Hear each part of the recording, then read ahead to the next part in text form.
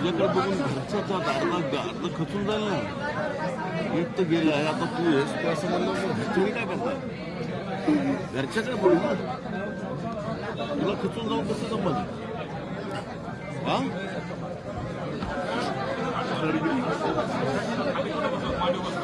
तू रडू हा बिलकुल रडू.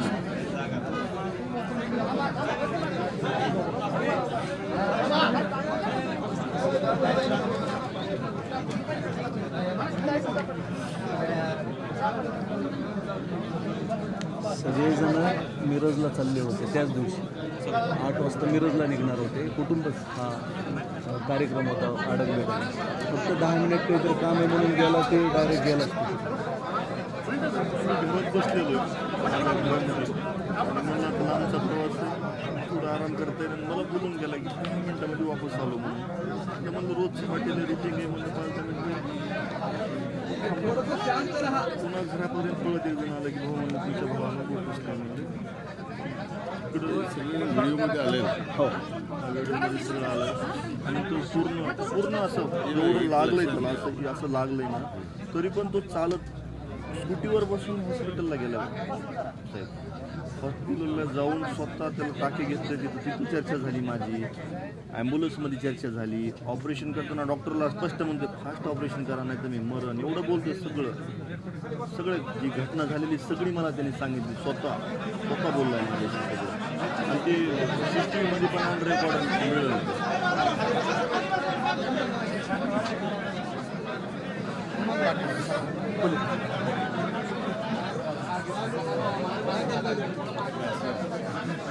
त्यांना जाऊ द्या.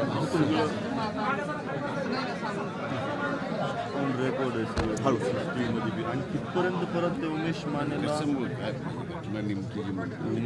त्याला सोडल्याने सोडवायला गेला. हां सोडवायला. आता हॉटेल आहे उमेश मानेचा, त्यांचं काही असेल समजा वाद, समजा त्याचं घरगुती काही असेल, जमिनीमुळे काय केलं आलंय किंवा त्याचे आमच्या वाईटीतून काही होतं असं उमेशवर आरोप करत होते ते. समजा त्याला तिथून जमीन विकून हकलून लावायचं होतं त्याला. आणि त्याची जमीन विकून आणि त्याची आणि आपल्या भावाची 4 वर्षापासून मैत्री होती उमेश मानेची आणि आपल्या भावाची. आपल्या शेतीतले काम सगळा तो उमेश माने बघायचा म्हणून तो कंटिन्यू आपल्या घराकडे उमेश मानेचा वावर कंटिन्यू असायचा. त्या दिवशी आपल्या हॉटेलला उमेश माने बसला आणि उमेश मानेचाच फोन आला होता वाटतं याला की हॉटेलकडे ये, बसून काहीतरी कुणाला तरी मॅटर मिटवायची होती. ह्याने सगळं प्री प्लॅनिंग केलं. अख्ख्या गावाला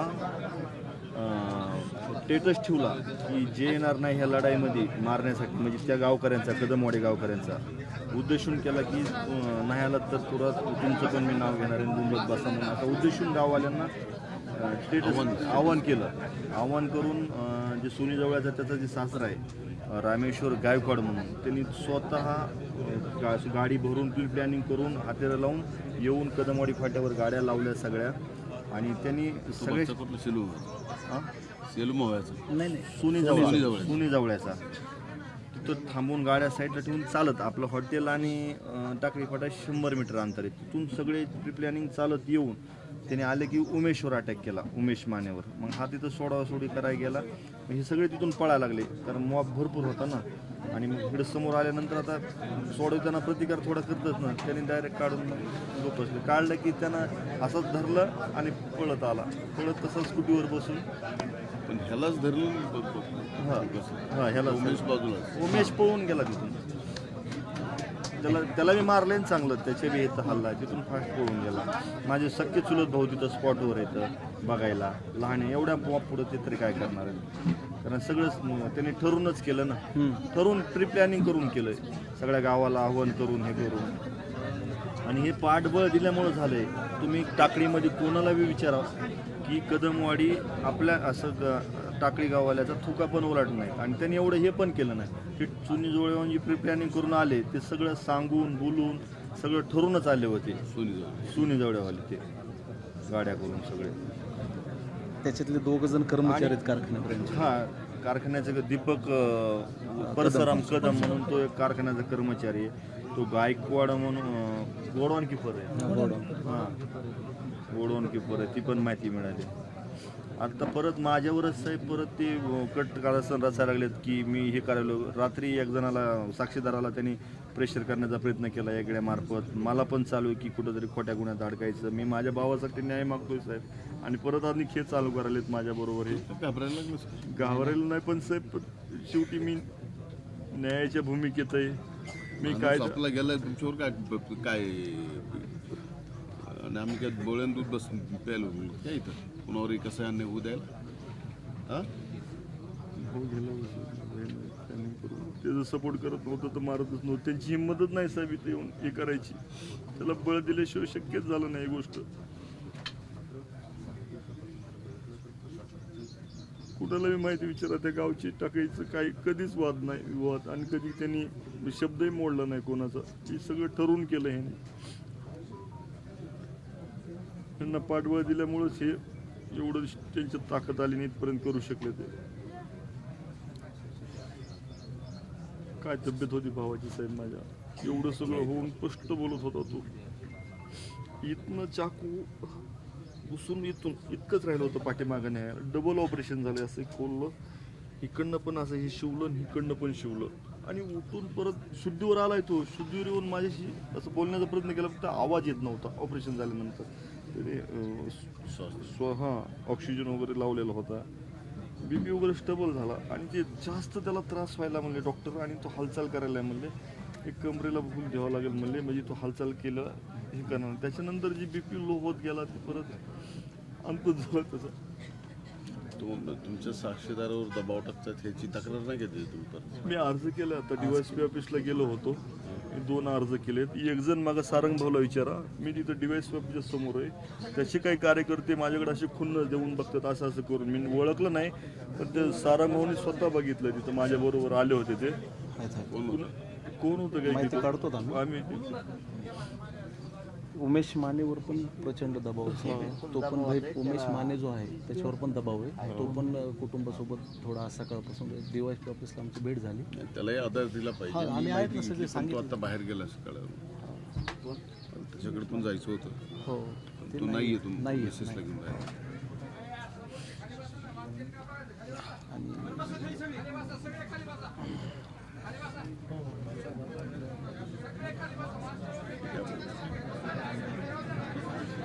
काय बोलायचं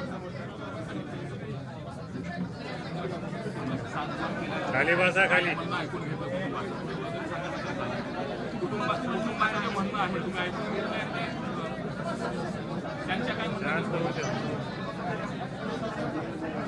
खाली बसा तुम्ही सगळे.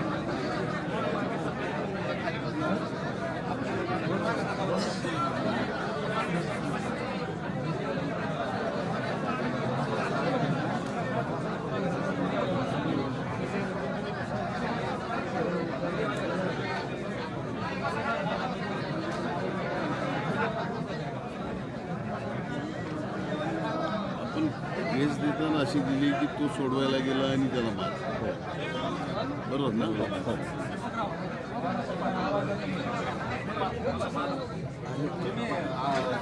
यांनी जाणीवपूर्वक मारले सर.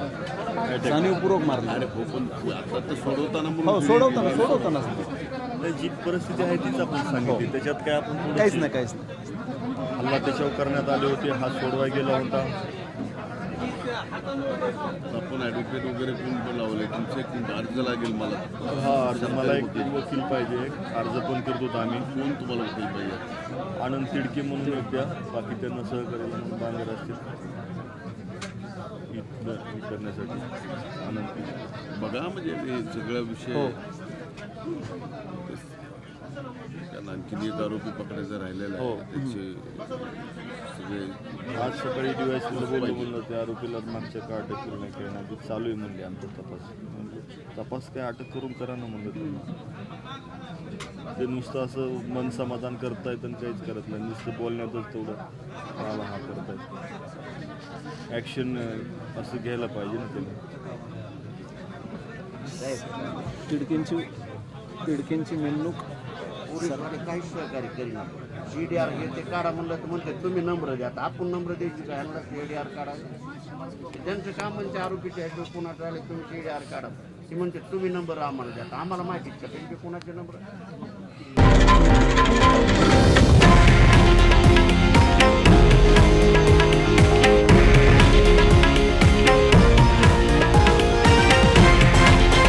हे आहे देशातील नंबर 1 न्यूज नेटवर्क आणि आपण पाहत आहात TV9 मराठी, एकमेव.